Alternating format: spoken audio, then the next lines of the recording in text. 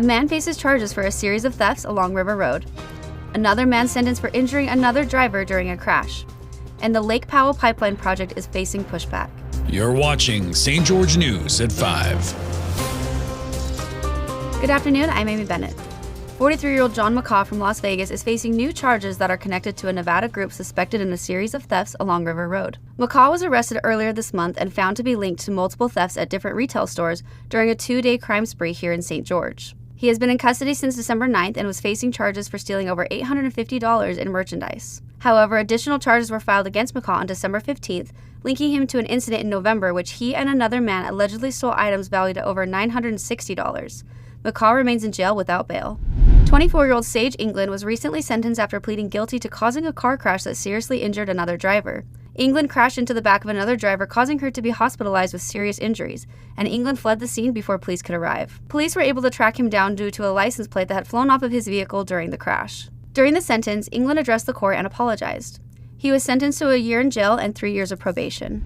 The Lake Powell Pipeline project is facing opposition from conservationist groups that are urging the U.S. Department of the Interior to halt the project. Here's Maury Kessler with more on the story.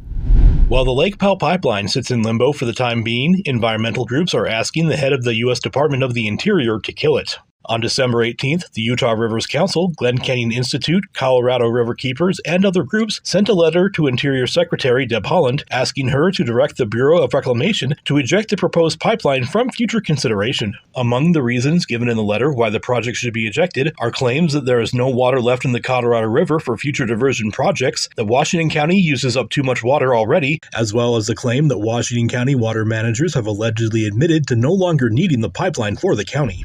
Maury also has a story on Washington County Commissioner Adam Snow's recent election, where he was appointed the second vice president of the Utah Association of Counties.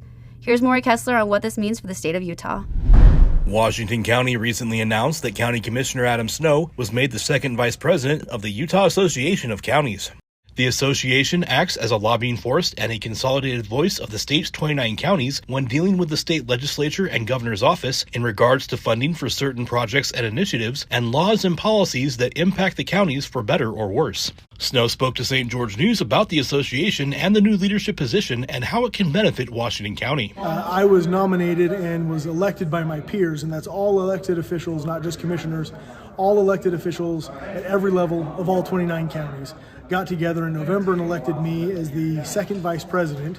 The next year I become the first vice president automatically. I don't have to run again. It's just an automatic thing. And the year after that I become the president.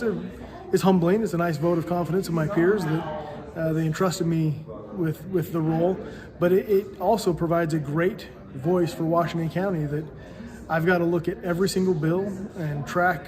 You know, I'm the one speaking with the Senate President and the Speaker of the House and with the Governor and with leadership at various levels, at the federal level as well, on things that are important to Utah and things that are important to Washington County. And so it gives Washington County a very large voice, at least for the next 4 years, outsized voice to make sure that our interests and our concerns are going to be met. Now that Christmas is over, lots of families are stuck with the massive pine tree in their living room and no clue of how to get rid of it. Well, depending on which county you're in, Washington or Iron, there are drop-off areas where you can bring your Christmas trees to be disposed of properly. For more information on where you should go to get rid of your trees, visit stgeorgenews.com and read the full article. Thank you for watching St. George News at 5. I'm Amy Bennett with St. George News, your #1 source for local news. This has been St. George News at 5.